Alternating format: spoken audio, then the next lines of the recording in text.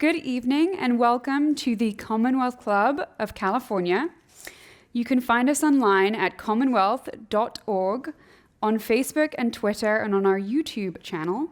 I'm Christina Farr, CNBC's Health and Technology correspondent, and I'm the moderator for tonight's program. And I'm super excited to welcome our speaker, Dr. Tali Sharot, an award-winning neuroscientist and popular author who is with us tonight to talk about her new book, The Influential Mind. Tali is the director of the Effective Brain Lab at University College London, where she conducts groundbreaking research on emotions, decision-making, clinical depression, and much, much more. Her research has been published in numerous leading scientific journals and featured in publications ranging from the New York Times, BBC, The Washington Post, and The Guardian. And tonight, she's here to share with us her newest research on how humans convince, compel, and influence each other. And we're going to kick off with a presentation tonight.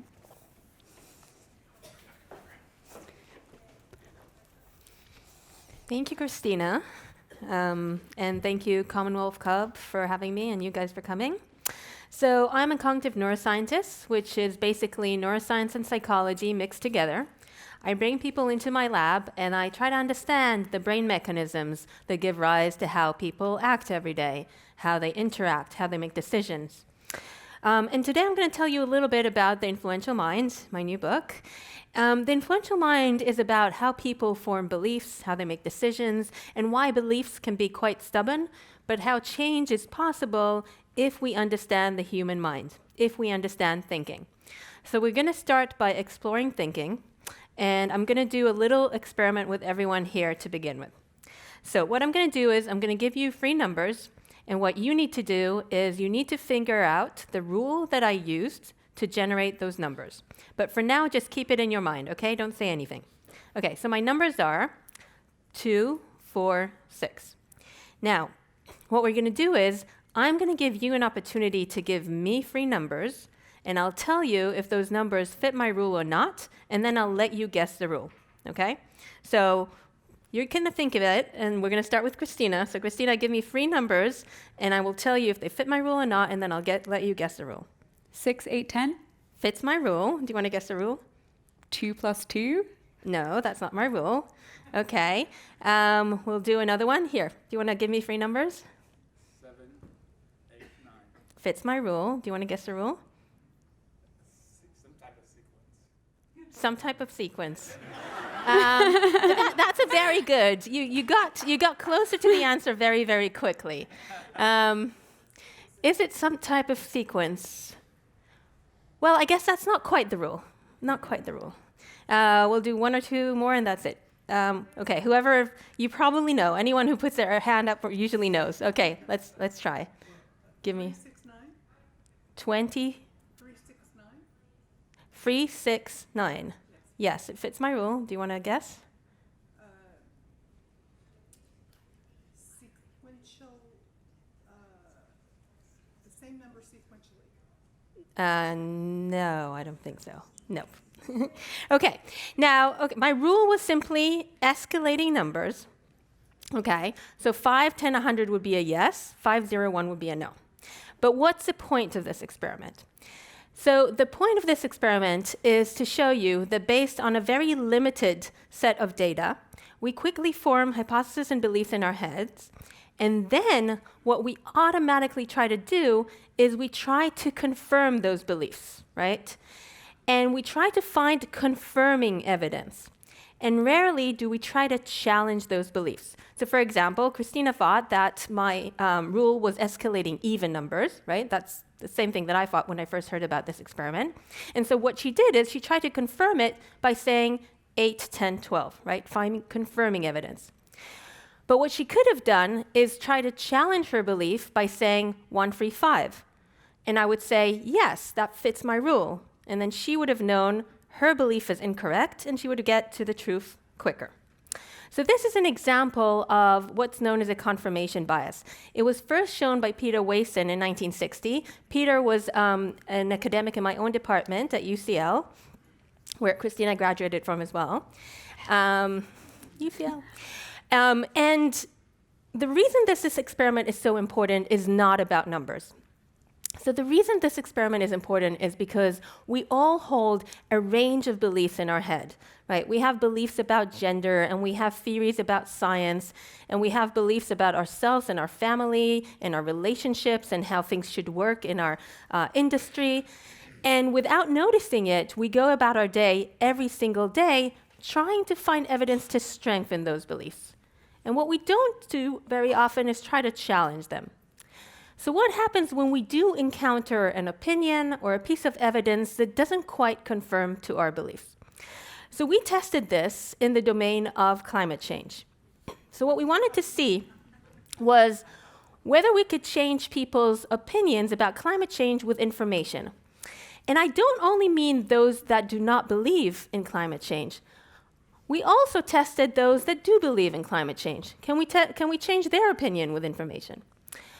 So the way that the experiment went is we asked everyone, do you believe in man-made climate change? Do you support the Paris Agreement? And based on their answers, we divided them into the weak believers and the strong believers. Then we asked them, by how much do you think the temperature would rise in the next 100 years? So obviously, the weak believers gave a number that was smaller than the strong believers. Then came the real experiment. We told half of all our participants that the scientists have reevaluated the data and have now concluded that things are much better than they previously thought, and in fact, the temperature would rise by just a little bit. We told the other half of the participants that the scientists have reevaluated the data, and they now believe that things are much, much worse than they previously thought, and the temperature would rise by a very, very significant amount. And please, everyone, give us your new estimate. So the question was whether people will change their estimate based on this information, and the answer was yes, as long as the information fit their worldview. So for example, when the weak believers heard that the scientists are saying, you know what, we made a mistake and things are much, much better than we thought, they moved quickly in that direction. But they didn't budge when they heard that the scientists are saying things are actually worse than we previously thought. The strong believers showed the opposite pattern. When they heard that the scientists are saying, we looked at the data again and it's not as bad as we thought, they didn't move in that direction. But when they heard that the scientists are saying things are much more dire, they moved a lot in that direction. So this is another example of the confirmation bias. When you give people data and information, they're quick to take in the data that confirms the worldview and to assess counter-evidence with a critical eye. Now, this is not new at all. But today, when information is so readily available, people can find evidence, opinions, and data to support whatever they want. And so what's happening today is that groups can actually go to extremes in response to information, as we see here. So instead of coming together, there's actually polarization. And so we wanted to know what goes on inside the human brain when people encounter opinions that are different from their own. So we conducted a study where we brought people into our lab in pairs, and we asked them to make financial decisions together. Specifically, they had to assess real estate. And we recorded their brain activity while they were doing that in 2 MRI scanners, but they could communicate over computers. So the way that it works is they lie down like this, and there's a head coil, and on top of the head coil, there's a little mirror, and the mirror can project whatever we want from a computer screen. Okay, so we can show real estate, we can show the opinions of the other person, and they can answer using the button boxes. What we found was that when 2 people agreed, each person's brain showed precise encoding of the information coming from the agreeing partner, and everyone became more confident in their decision. So what I'm showing you here is a slice of the brain. If I cut your brain like this, and then I look inside, and I'm highlighting parts of the brain where we showed that encoding is quite good when it's coming from someone who agrees with you. However, when the 2 people disagreed, the brain, metaphorically speaking, looked as if it was shutting down, and we couldn't find encoding of information coming from the disagreeing partner. And what happened to people's opinions in their own beliefs and decisions? Not much. It didn't change much. There was just a small, non-significant decrease. Now, interestingly, sometimes we blacked out the computer screen, so they didn't know what the other person was thinking. Nevertheless, in those circumstances, they still became more confident in their own decision. I can only assume that they thought the other person is probably agreeing with them, and so they became more confident. So when people see this, they say, well, is this true for everyone? Are there individual differences? Well, if you see yourself as highly analytical, embrace yourself. A study conducted at Yale University by Dan Kahan and colleagues showed that people with better math and analytical skills are more likely to twist data at will. So what they did is they took 1,000 Americans, and first of all, they gave them a lot of math questions and logic questions. And based on that test, they divided them into those with high skills and those with low skills.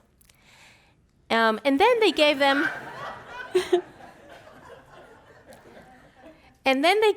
two sets of data. The first set of data, they said, is looking at whether cream is helping rashes.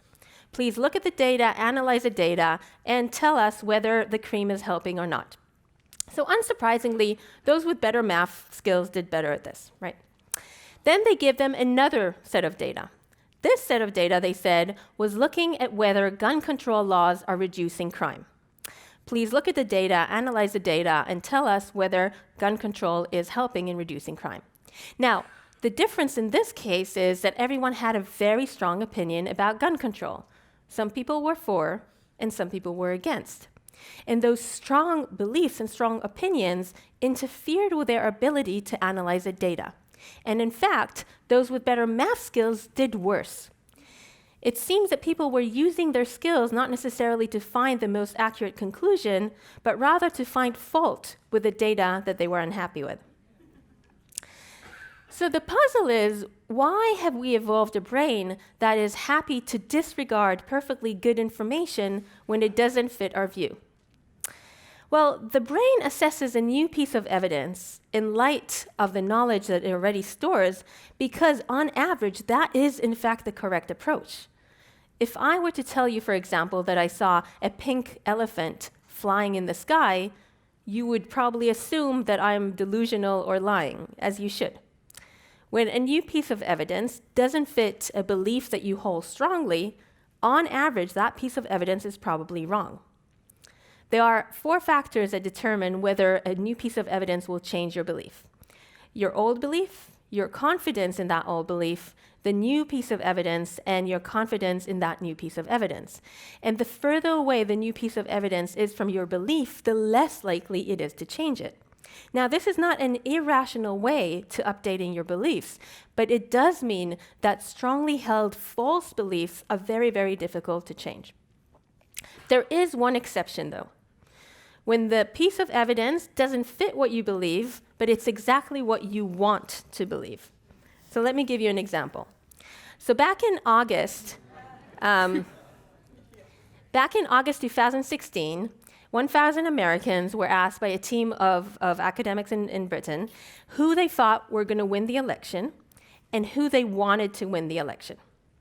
So back in August, 50% wanted Trump to win and 50% wanted Clinton to win. However, back in August, both the Trump supporters and the Clinton supporters believed that Clinton was about to win. Then they gave them a poll, and the poll predicted a Trump victory. And they asked them again, who do you think is going to win? The question was whether this poll will change their beliefs. And indeed it did, but mostly it changed the beliefs of the Trump supporters. They were elated by this new piece of evidence, and they were quick to say, well, maybe he will win. The Clinton supporters, on the other hand, didn't change their predictions much. They said, well, we still think Clinton is going to win. So when we encounter a piece of data that doesn't support what we want to believe, our immediate reaction is this. Denial, rationalization, and simply trying to distance ourselves from the facts.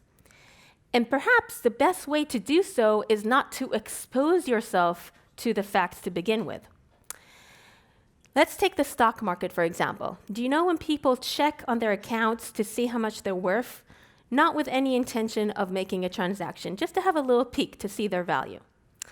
So what you're looking at here is a study by Carlson, Lowenstein, and Seppi, In black is the S&P 500 over 2 years, and in gray is a number of times that people logged into their account just to have a little peek without any intention to transact. Now, it's not raw numbers. They've been corrected for all the obvious confounds like market volume and willingness to transact. Okay, what do we see? When the market is up, people are more likely to log in. They assume the market is up, my value has probably gone up, and they want to get a sniff of the good news. When the market is down, people are less likely to log in. They say, well, if the market is down, my value has probably gone down, and they don't want to know. And this is true as long as negative information can reasonably be avoided. So what you don't see here is what happened a few months later in the financial collapse of 2008 when the market went drastically down, and that's when people started logging in frantically, but it was a little bit too late. So what this suggests is that people perceive what they want to perceive regardless of the evidence. Now, our mistake is that we try to put a clear mirror in front of people. We say, look, this is reality, and I am right, and you're wrong, and these are all the figures and data. And it doesn't really work, because the brain will frantically try to distort the information until it gets the picture that it's happy with. But what will happen if we went along with how the brain works, not against it? So that's the idea of the influential mind. What I do in the influential mind is I highlight the 7 factors that science suggests are most important for how people form beliefs and how they make decisions. And then I say, well, given that we know these factors, could we actually use them? Could we go along with them to make positive change? And so let me give you, I'm going to give you like 2 examples out of those 7. So the first is actually a factor that I already told you about, which is what is really important for our beliefs is what we already believe, what we call priors, right? We're more likely to take in information coming from someone who agrees with what we already have in our head. And so what this means that coming with ammunition and saying, no, you're wrong, that doesn't really work. But instead, we could go along with these confirmation biases and our need to confirm our priors and start always with common grounds. So instead of going against someone's belief, start with something that we both believe, or at least a motivation that we have in common. So let me give you an example of how this was done. So some parents decide not to vaccinate their kids because of the alleged link to autism. Now, the common approach of health professionals is to say, look, here's all the figures, all the science, and all the data suggesting that there isn't any link. But studies have shown that this doesn't really have much impact. So when parents already have this belief in their head, the data is not changing their intention to vaccinate their kids. So instead, a group of scientists at UCLA said, well, could we get to the same outcome, which is to get parents to vaccinate their kids, without focusing on what we disagree on? Is there another way to get to the same outcome by focusing on what we agree on? So what they highlighted was that these vaccines are protecting kids from measles, mumps, and rubella, which are potentially deadly. Now, this is a belief that the parents didn't disagree with. It just seemed to have been forgotten in the heated debate. So by highlighting what they had in common, and also a motive that they had in common, both the parents and the doctors wanted the kids to be healthy, they were able to change parents' intentions to vaccinate the kids 3 times as much than the normal approach. And this approach worked also because it confirmed to the second principle that I'll tell you about, which is highlighting progress, not decline. So if you remember the Clinton-Trump study, what that study suggests that we'll change our beliefs and we'll change our actions when a new piece of evidence confirms to what we want to believe, when it suggests things will get better, right? When we hear, our candidate is going to win, then we will move. But when we hear our candidate won't win, then we don't move much, right? So any information suggesting things will get better is encoded better by the brain than information suggesting decline. And so what this means is that we can always reframe our message to highlight progress. And let me give you just 2 kind of day-to-day examples, and then we'll look at an actual study. So for example, instead of, when my daughter wants to go out in the cold, instead of telling her, well, if you don't wear a coat, you will get ill, highlighting decline, I can say, well, if you wear the coat, you will be nice and cozy and warm and more likely to be healthy to go to the birthday party this weekend. So highlighting what we need to do to get better rather than focusing on what can get worse. But let me show you an actual empirical study, an example. So we all know that hand washing is a number one way to prevent the spread of disease. And this is really important in hospitals and in restaurants.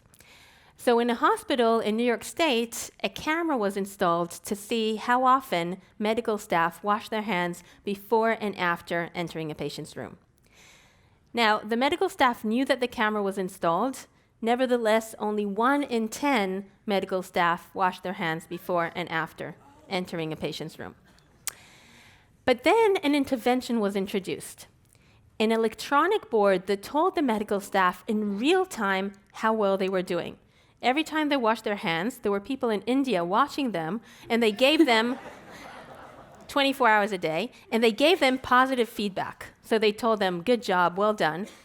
And they can see the rate of the current shift and the weekly rate go up. Or if they didn't do it, they would see it go down. And what happened? Compliance raised to 90% almost immediately.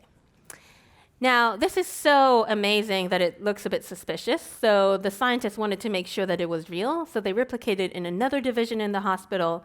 This time, the medical staff started at 30%. So 1 in 3 medical staff wash their hands before and after entering a patient's room, which is closer to the national average, which is 38% in hospitals and in restaurants. And then an electronic board was introduced and again went up to 90%. Okay, so why does this intervention work so well? And this is really the general message. It's not about hand washing. It works well because instead of using the normal approach, what would be the normal approach? The normal approach would be to warn medical staff of bad things in the future, of illness and disease, right?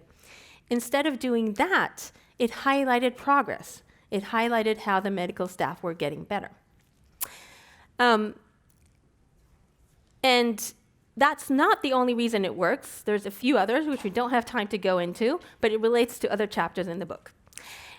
So the last thing that I'm going to say is that psychology and behavioral science, it's not physics, right? There's no rules like gravity. It's much grayer. So it does matter who the person is, what the context is, and all of that. And one thing that really, really matters is people's mental state. So under different mental states, people will process information in very different ways. For example, when people are under stress, it immediately changes how the brain functions. We did a study where we brought people into our lab, and we wanted to stress them out. How did we do that? We told them, you're going to do a task, and after the task, we'll give you a surprise topic, and you're going to have to immediately stand up and give a talk about the surprise topic for 5 minutes in front of everyone else, and we'll record you, and we're going to put it on YouTube. So basically what they're doing now, but I had time to prepare. And we wanted to make sure that they're stressed, so we asked them, are you stressed? And they said, yes, we're stressed. But we wanted to really make sure, so we took their saliva, we measured cortisol, we looked at their skin conductance, so when you're stressed, you sweat, and your skin conductance goes up, and they were stressed. And then we gave them a task where they had to learn information about negative events like illnesses and violent acts and so on. And what we found was that when people were under stress, they immediately became better at processing negative information relative to when they were relaxed. So when people were relaxed, they didn't do such a good job, but when they were stressed, they became hypervigilant to any kind of negative information, and they processed it really well. We did the same thing with firefighters in the state of Colorado. So the interesting thing about firefighters that their day can be quite different, right? So some days they're in the fire station, quite relaxed. In other days, there's life-threatening situations, so they get quite stressed. And again, we find that when the firefighters were stressed, we gave them our task, and they became better at processing any kind of negative information. So you can imagine when there is a public stressful event, such as market collapse or a terrorist attack or natural disaster, many of these happened in just the last few weeks, people around the country become stressed. Even if the event was halfway across the country, people will have a stress reaction. And that will immediately change how they process the information around them, making them more attuned to any kind of negative information in the media, which can actually cause people to be overly pessimistic and as a result, cause them to take suboptimal decisions. For example, after market collapse, people decide to sell their stocks when really they should hold on. Or after a terrorist attack, people decide to cancel flights and drive, which is more dangerous. And it turns out that stress is very much related to your age. So stress changes systematically throughout our lifetime. It starts quite low in kids and teenagers, goes up, up, up, up, up, hits its peak at midlife, and then it starts going down again. And happiness goes the other way. So happiness starts quite high, goes down, down, down, down, hits rock bottom in your midlife. But there's good news, and the good news is that then it starts going up again. And it actually stays up until the last couple of years of life. So what do you do if you encounter someone like this? And what you want to do is reduce people's stress and increase happiness. So we don't have time to answer this question, so you're going to have to read the book. For that answer and all the other factors that I talk about. So thanks, and I think we're going to take Was that a cognitive trick that you that just played? was my first attempt. The cliffhanger?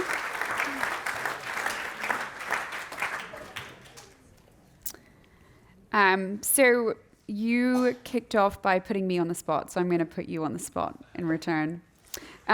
What you talked about in your book, you mentioned an incident during the presidential debates between Ben Carson, the neurosurgeon, and Donald Trump. And you mentioned a moment in which, in these debates, in which one of your own beliefs, which is very much backed up by data, came into question. Can you talk a little bit about that and explain the sort of neuroscience behind why that happened to you? Yeah, so this is an actual real event. So I was watching the Republican debate, and it was on the stage, there was Ben Carson and Donald Trump. At the time, they were two leading candidates. And they were talking about the link between autism and vaccines, because Donald Trump has talked previously about this link. So Ben Carson was asked, what do you think about this? And, should Donald Trump stop saying that there is a link?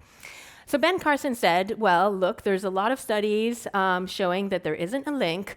I can show Donald Trump the evidence, and he's a smart person, and so after reading the evidence, he will get to the truth. That did not happen. Trump had its own evidence to consider.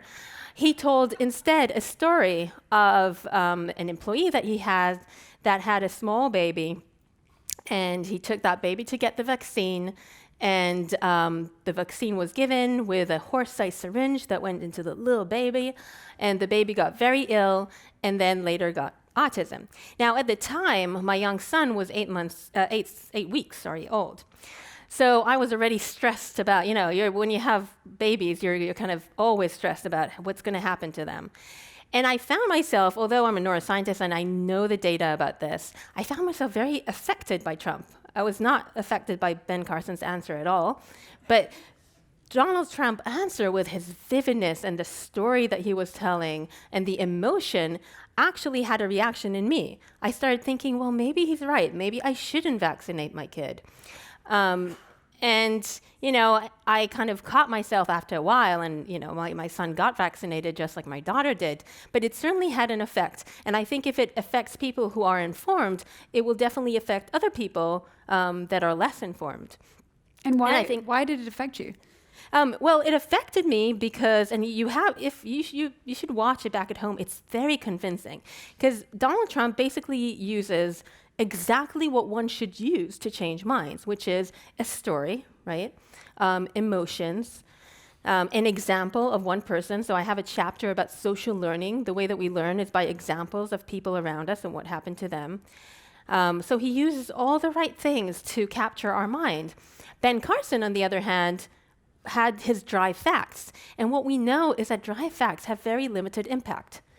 Dry facts data and science is very, very important to find out the truth, but it's not enough to convince people of that truth. You can convince people who already have similar worldviews, but not someone who has a different worldview. That's not going to work. And I think Ben Carson actually missed an opportunity to change people's minds by saying he will read the facts and change his mind. That wasn't enough. And he had to use, other things that would actually get people's attention and cause them to listen. So I'm assuming that there's no way that Donald Trump could have read any of your books by the time that he was he was running. So what is your take on this? I mean, he seems to be someone who is very good at influencing people, regardless of what you think about him. So is he like a neuroscience geek, or do you think that this just comes naturally to him? But I just want to say that I don't think that people who vote Trump are any different in any of these cognitive function or biases than people who vote Clinton. So, the confirmation, that's why I use that experiment with Clinton and Trump, right? Where the confirmation bias is true on both sides. So all these biases are true for everyone. It's not true for one side. It's not that emotion doesn't affect one side and affects the other side. It affects everyone. We just have different opinions. And of course, we think that our opinion matches the data. And, maybe it does. But it doesn't mean that we are less affected by that. It's just that people who don't vote Trump, he came with different beliefs, so it doesn't affect us as much. So, I think we should take his example very, very seriously. We shouldn't just say, we should take it seriously and think, what is he doing? Why is it working? And there is something to learn from it. Can you think of anyone else who is kind of as effective naturally at being that influential, that's a public figure that you often point to? Yeah, so in the book I talk about Kennedy as an example. Mm-hmm. So that's within politicians. But you see it in many places. Oh, and then I give an example, just for example, when I was at TED, when I give a talk, and I was listening to other people's talk, and Susan Cain gave her talk. And I don't know if anyone's seen her talk about introverts, but she also, she used emotion, and everyone in the room were captured by her talk and her story and her emotions.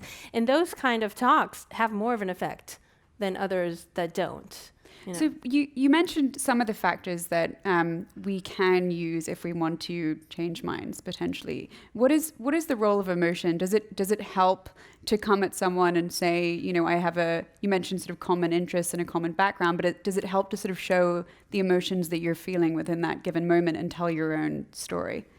So emotion is information. A lot of people think about emotion as a side effect that we should get rid of.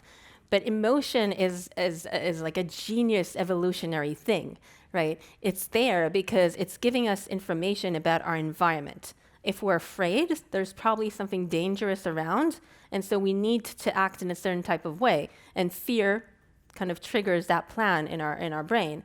If we are excited, there's probably rewards in our environment that we should get. And so that excitement changes our actions as well. And the reason one person's emotion affects the other person is because it's transferring information, right? So if you're afraid, I immediately become afraid as well. And that's a good thing, because if you're afraid, there might be something dangerous around that I should start looking for. There's a great study actually conducted here in San Francisco of looking at mothers. Actually, any kind of caretaker, not necessarily mother. So parents and their babies. And what they did is they brought parents and babies together to the lab, and then they stressed out half of the parents when the babies were in another room. And then they brought the babies back to the relaxed parents and the stressed parents. And just by holding the baby, the heart rate of the babies that were held by moms that were stressed out a few minutes ago, their heart rate went up. Right? So the babies were getting information from the mother that there's something stressful. So they became stressed. And as a result, they were less likely to interact with strangers. Right? So the information that they got is the environment is not safe, and we should probably be careful. So emotions are important, right? It's not like something that we should ignore or something that we need to overcome. But any rule that our brain works may be good in many situations, but it can also take us in the wrong direction, right? Because there's nothing that works 100% of the time. So we have a couple questions from the audience on the role of self-awareness. So if we, go out and read your book and we become more aware of our own confirmation biases, so what can we do then, and how do we sort of counter this when we find these media narratives that we find ourselves being drawn to, or this violent imagery that we're reacting to and wanting to make these snap decisions? Yeah. So the thing about these biases is that we can't change the bias itself, but we can put in policies in place to get to better decisions. And I think this is the next one. Let me see. Yeah. Okay. So I'm going to give you an example actually from my last book, The Optimism Bias, because it really kind of demonstrates this principle. So just look at this here and kind of say, what does it look like? Like an upside down photo of a smiling girl. Maybe there's something odd there. Okay. Let's turn it around and see.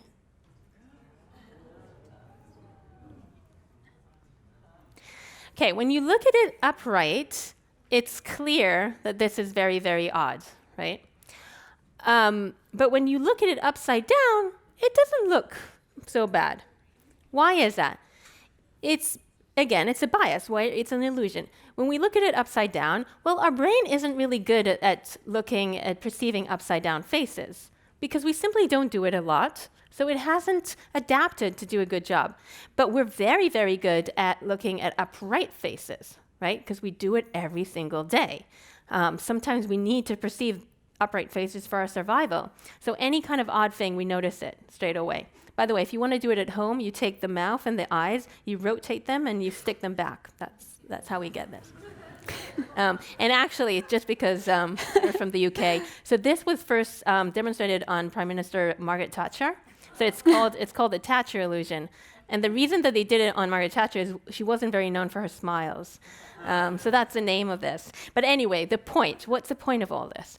The point of this is to show you that you see the truth, right? And I explained to you the whole illusion. However, you still have the illusion. It doesn't go away. So knowledge about these illusions doesn't mean they're going to go away, but what you do have, you have awareness. And now if you need to use that knowledge to change your decisions, you can. And there's no difference between these visual illusions and the other type of mistakes that I talk about, the more cognitive ones. So don't think that your confirmation bias is going to go away because you know about it. But what you can do is you can assess your own beliefs and decisions and how you process information, right? And you can put in place policies to make other decisions. So for example, we could start, for example, following people on Twitter and Facebook that don't have the same views as us, but we respect them. There's even new apps that you could do. You could put in saying, I'm a Republican, but I want to start following conservatives, right? And at least get that information. So there's these kind of things that we could do by becoming aware. And I think the second important thing with awareness is that if we know how other people's brains around us work, that means we will be better at communicating information and advice.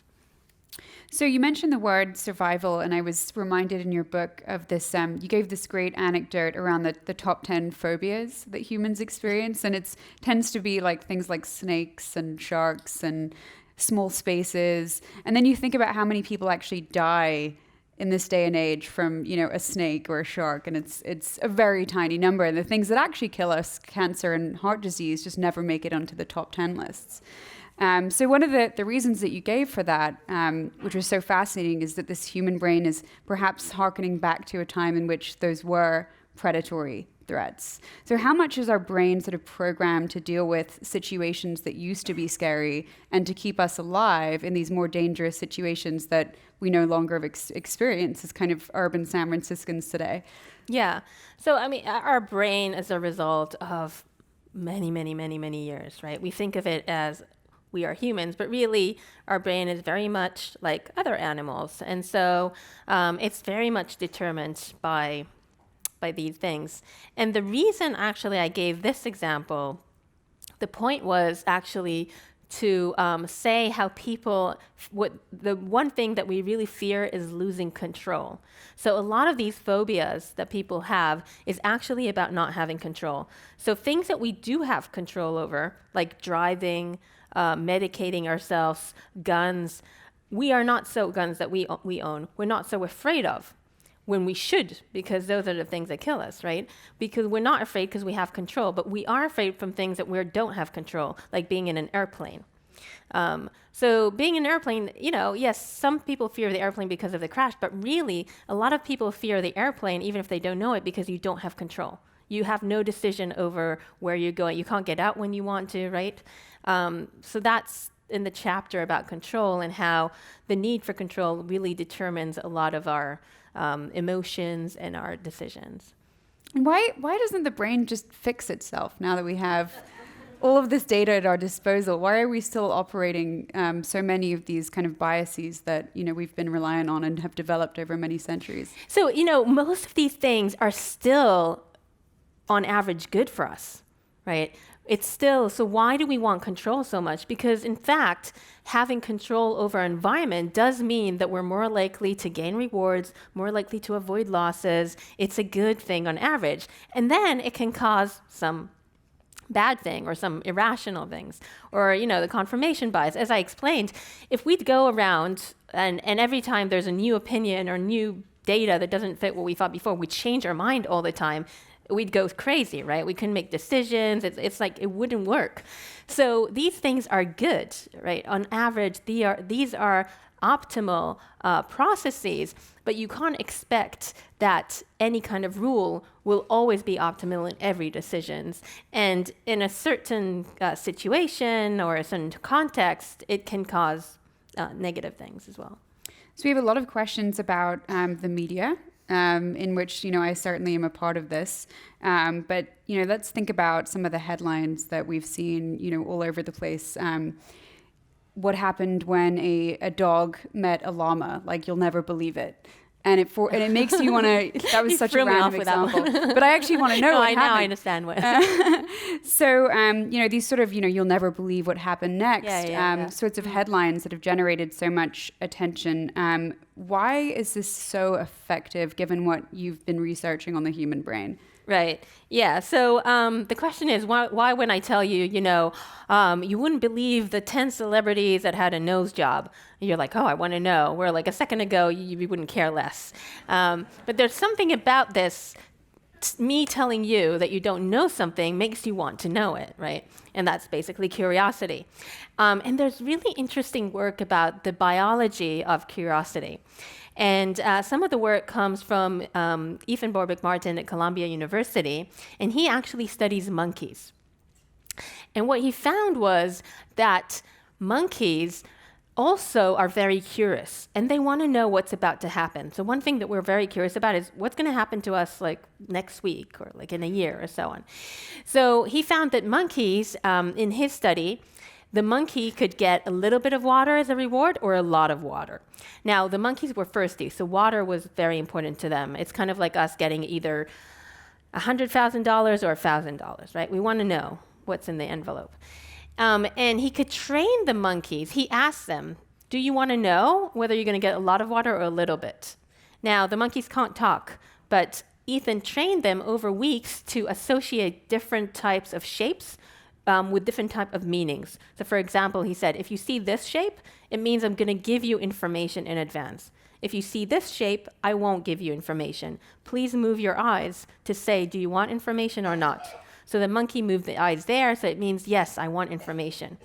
And then he would show them another symbol that means you're going to get a lot of water, or you're going to get a little bit of water. So he found the monkeys really wanted to know. They want to know so much in advance what's going to happen that they were willing to give up a little bit of their water in order to know a few seconds in advance how much water they were going to get. And Ethan did more than that. He actually recorded from the monkeys' brains. He recorded from a region that is called the midbrain. There's dopaminergic neurons there, and they are really important for signaling rewards, for processing rewards. And what he found was that the same neurons in the brain that respond to rewards like food and water and sex responded in the monkey's brain to the knowledge that they will gain knowledge, right? Knowing that you're about to get information, the monkey's neurons went crazy, like they would for you're about to get peanuts. So his conclusion was that information is treated in the brain as a reward in and of itself. And so just as we are have evolved to get rewards like food and water, we're also evolved to seek out information, right? And this will explain things like why we love the internet and Google and Twitter and all of that, part of the reason. But when I heard about that, I asked Ethan, well, what if the information is not about the good stuff? What if the information is not even about neutral stuff? What if it's about bad things? What if the monkey needs to know whether they're going to get a big electric shock or a small electric shock? So Ethan said he wasn't allowed to shock his monkeys because the ethical committee wouldn't allow it. So I said, well, let's do undergrads in my lab and test them. And we're actually allowed to shock undergrads, but we decided we don't need to. We'll actually just have a condition where we give them a lot of money or a little bit, or take away money, a lot of money or a little bit. And what we found was the undergrads, when it come to knowing in advance how much money we were going to give them, they really wanted to know, and their brain responded as if that information was rewarding. But when it came to taking away money from them, they didn't want to know as much, how much money we're about to take away.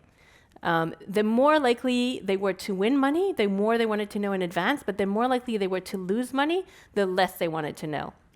And their brains treated information about the bad stuff like it does respond to aversive situations like shocks, right? So our brain responds to information about the good stuff, like food and water, and it responds to information about bad stuff, like a medical diagnosis, like it does to actual bad stuff, like a shock or a tiger. So it makes sense that we try to avoid information that's negative and take in information that's positive. But of course, it doesn't mean that we always avoid, right? We do know that information is important, but to some extent, people don't go to get tested for medical diagnosis, even when they know that it's important to do so. So we definitely are seeing some interest from the audience in this topic of stress, and especially chronic stress. Which is, something that you've written about, in this sort of society, people walk around just with this permanent state of stress, as if they've just been chased by a predator or something. And we're walking around like that all the time with that feeling. So, one of the ways you already talked about that this impacts us is that we're likely to make sort of snap decisions that might not be good for us necessarily. But can you talk about some of the other ways that, say, our critical thinking and our confirmation biases might be affected by this chronic stress? So the one thing that I kind of mentioned before is how we kind of are attuned more to negative information around us. The other thing is that when we're stressed, we're actually more likely to affect other people's stress as well. And this is true even if it's people who you don't know. So even people who sit next to you on the train, your stress can affect them because just facial expressions or just huffing and puffing and that kind of thing, people will instantly take that in, not consciously, and then they can become stressed as well. And so one thing that I kind of mentioned in the book is that there's this cartoon that I actually really like in the book. It shows that one person screaming at the other and telling him, "Relax already," right? And obviously that's like the bad thing to do, but if you're a parent, you know that you do that. And really what we need to do is consciously tell ourselves, okay, in order to get someone to reduce the stress, actually we need to relax, right? Because we are affecting people around us all the time. So that's something to become conscious of. So for those of us in the audience that are having marital disputes or trying to relate to family members with very different politics, aside from maybe not approaching them during a very bad day, what would be some of the ways that you might try to establish some common ground? And one example we had is a left coaster 2 miles from the Pacific Ocean who's trying to relate to a Tea Party little sister in Phoenix. About politics? I'm assuming so, but common ground for exploring ideas. common ground. Well, I think it really matters exactly what the issue is, right? So, I mean, the principle was like, can we figure out what a common belief is or a common motive? But then you'd have to know about the exact context. And actually, so I start chapter 1 in the book with a marital disagreement, where I say, it's just a story. It doesn't really matter which story, but this story is about two people, a man and a woman who are married, and they're disagreeing about where to live in the world. So the husband is American and he wants to live in the US, and the wife is French and she wants to go back to France. And they're both attorneys, so the way that they disagree is they send each other little links, of articles saying, oh, people make more money in the US, or people are happier in France. And obviously it doesn't affect, I don't know if you guys have been in that kind of situation, but it's very common now, right? When people marry people from other countries. And it doesn't affect the other person, because the other person has their own motivation on belief, and just saying, well, look, your country is not as good as mine doesn't really work. But instead, if you actually give them a data that is closer to what they believe, it might be more effective, or something that they don't disagree on. So for example, an article that's saying France and the US have shown to be the best place to raise kids, right? Something like that. So that would be something that they're more likely to take in, and then perhaps change their minds. Or say, well, yes, the wife would say, yes, the US is a wonderful place, but I just want to be closer to my parents because that will make me happier. So it's not anything against Americans or America, but something that, the other person can be open to. So I may be able to relate to this example as a Brit living in America, and having had this dispute with many friends. But one of the strange things I've noticed is that as I've been arguing that England is a better place. You still live here. I live here. I find myself more and more pro-England with each passing day. And when I left England, I was thinking, this is an awful place, I need to get out. So what's the sort of reason for that? Right. So I give the exact same example in the book about how if this French woman was actually married to her high school sweetheart in France, she probably wouldn't have been so ideological about France, right? And one reason is called the boomerang effect. So the boomerang effect is that when people come in with counter evidence, we can actually become more stronger in our beliefs because we try to find counter arguments. For example, if she wants to be in France and her husband comes in and says, oh, education is better in the US, she would then say, well, in the US, you only learn about US history and, US ideology, and so it's actually worse. So what the point is, she's coming up with new reasons and new ideas that she didn't think about before because he's bringing counter evidence. So that's the boomerang effect, that sometimes when we show people data that is against what they believe, they actually come up with new reasons that they didn't even think about before, and then they become even more entwined in their belief. Yeah, just you wait until I move back to the UK and I'm like pro-California. Yes, exactly. Missing the beach. The sun. Yeah. So, the timing for this book is sort of prescient, given that you started this in 2013, and now the biggest topic that everybody's talking about is fake news and the influence of Russian ads on Facebook in this election. Why do you think that you just got this timing so right in kind of focusing on this issue, and then suddenly it became kind of the thing that everyone was talking about? Yeah, no, it was very unexpected. The book had evolved over the years. It kind of developed while I was writing it. So it wasn't even clear what it was going to be about until the very end. And when I started writing it, it had a different title. It was called The Group Delusion. And actually, it started when I was listening, again, in 2012, I was in TED, and I was listening to this whole session about crowd wisdom. And people at the time were that was kind of the thing. And it was a few years after the book came out, The Wisdom of Crowds. And it was all about, well, social media, and we get all the opinions of so many people, so it's so great, so we'll get to the truth and we'll find so on.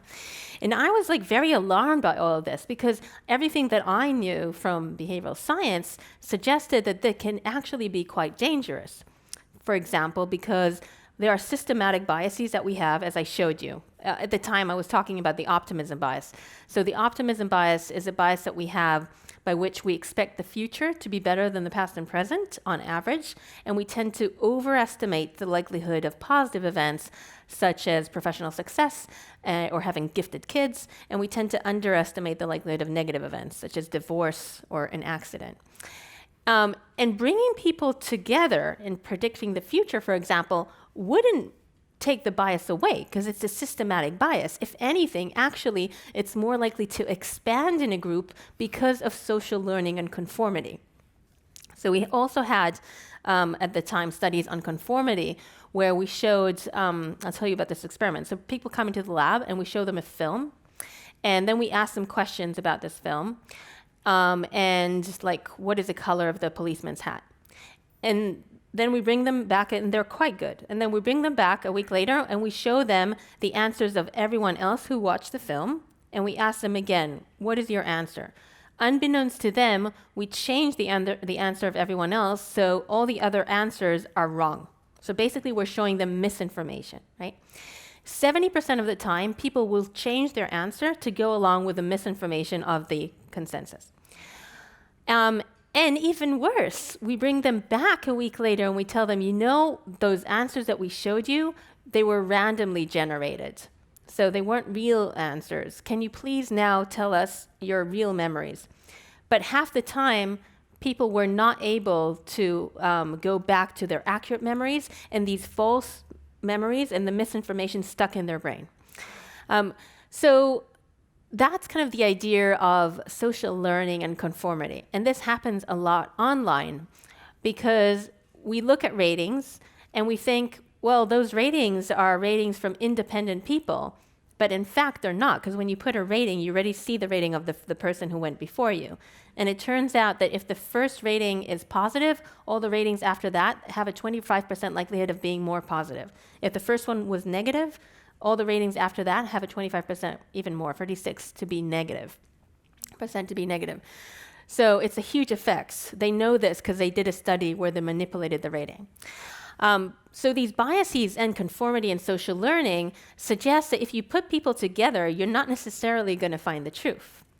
And so that was kind of the concern, and that's why I started writing the book called The Group Delusion, how if we bring people together, we are as likely to find, false beliefs rather than find the truth. But it became very negative. And so then I kind of thought, well, can we twist it around to say, well, if we know that, can we use that knowledge to actually make positive change? And that's how that's where it started from, and that's where it came. But obviously, when I submitted the last version before the elections, and at the time, like most people, thought that Clinton was going to win. So there's a story there about Trump as a Republican candidate, but I didn't think that he was going to win. And I thought, well, the book makes the point that people like Trump that have an ability to influence people, but I didn't think that it was going to be, as much as it is now. And as you were talking about, the way that this almost group consciousness can work, I was thinking about our criminal justice system and the role of judges and juries, and this sort of idea of the planting of evidence and things that didn't happen. How much do you think about kind of issues like this, and do you ever want to play a role in kind of the advocacy in thinking about the kind of reforms that we need in light of what we know about the human brain?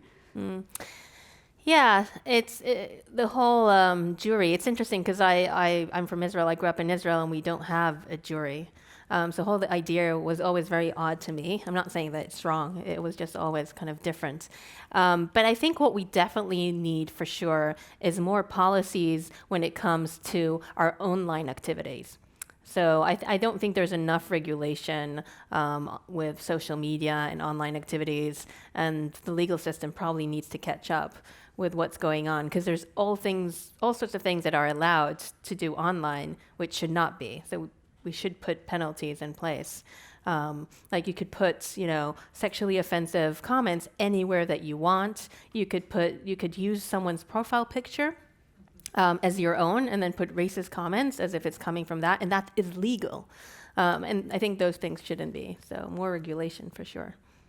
And a question we've had from the audience that's super fascinating is this idea of, are we more likely to be influenced by people who look like us, who remind us of ourselves? And in particular, I was asked about the Trump versus Ben Carson idea. Are we more likely to believe Trump if we are also white? Mm-hmm. Yes. So there's definitely a group effect. I don't know what else to say about that. The answer is yes. Is there a follow-up question? Yeah. I mean, how do we combat that? That's something to be thinking about, given sort of the current environment that we have now, so politically polarized. Yeah. Again, so on one hand, it's very difficult because this in-group, out-group bias is something that we have. Because evolutionary, it made sense because we lived in a group, and that group had more genes in common with ourselves, so we looked like that people, and other group were actually dangerous. And so we were afraid from these other groups, and we didn't know what they were like, and so that's why we have it. What has been shown is that interactions help. So if people from one group are more likely, for example, to have dated in the past people from another group, the way that they interact with these other group is changed. So I definitely, and I think this is what's been done today, right? More interactions, close interactions can change the way that you think about other groups. And aside from that, and thinking about kind of our differences and how we respond to that, what have you found in terms of similarities? Like, as you've been conducting all these experiments on humans from all walks of life and cultures, do we tend to respond in very different or similar ways? So in everything, there are individual differences, for sure. So a lot of the things that I talk about are things that we find on average in most individuals. So usually it will be something between 70% and 80% of the individuals will show X, whatever I'm showing. But of course, there's a range. So let's take the optimism bias again. Some people show extreme optimism bias. Most people are in the middle. They have mild optimism bias. Then you have 20% who don't show it at all. Out of those 20%, half tend to be depressed, so either mildly depressed or severely depressed. But 10% tend to be, they don't have a bias, but they're not depressed either. So there's definitely a range in everything. And for these things, it usually is the case that it's partially genetic and partially nurture, right? Culture and such. So we know about the genetic component mostly from twin studies. So there's a lot of studies looking at identical twins, so they have 100% the same genes, or non-identical twins, they have on average 50% the same genes, but they usually all have the same environment. They grew up in the same environment, and so you could test these twins, and then you can estimate on a certain trait or a certain bias how much of it is genetic and how much of it is more nurture. So as someone who studies influence and how humans influence each other, how do you make sure that you're not using this skill set for evil? So the difference between manipulation and positive influence is simply the intent of the person, right? The process is the same. The principles are the same. What's different is your intent. So if you have good intent or if you have bad intent. So an example of positive influence could be, behavior change, getting someone to eat healthier or stop smoking. Yeah. And we are influencing people all the time. So even if you're not intending to, you are influencing people all the time. Every choice that you make, like if I drink this, a lot of people are going to get more thirsty, right? So anything that you do, and I'm thirsty. Now you're making just talking me thirsty. About it. So anything that we do are influencing, and definitely we have a duty, right? If it comes to our kids, they need to learn from us. Who else are they going to learn from? That's how they learn about the world, of what's good and what's bad.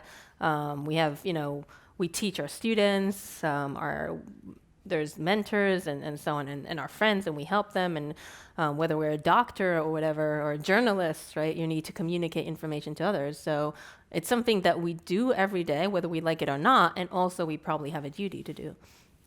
So in all of your studies, tell me about the most surprising thing you've learned about how the human brain works. Oh God, that's a tough one. Are there lots of surprising things or very few? No, I mean, almost everything was surprising at the time. I don't think I can answer that. It's like choosing from your kids. It's like, no, not possible. There are many things that certainly stood out to me, including this amazing belief that we are all in the top 10% of everything. Yeah.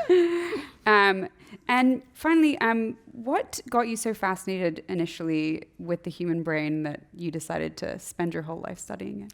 So this is something that I wanted to do from a very early stage, and I think it's just because I was interested in people, right? You're interested in people's behavior. Why do they do what they do? And interested in understanding yourself as well. So the brain is the answer to everything, right? And every emotion that we have, every thought we have, every decision that we have all comes from our brain. And so it feels like if you understand the brain, you can understand probably, almost everything, really. And what's your next book going to be about? Oh God, no. I'm taking a break from books. I'm actually excited to kind of focus only on my basic research in my lab for a while. Wonderful. Well, thank you so much for being Thank you, here with us Christina. tonight. It was a lot of fun. Thank you, everyone.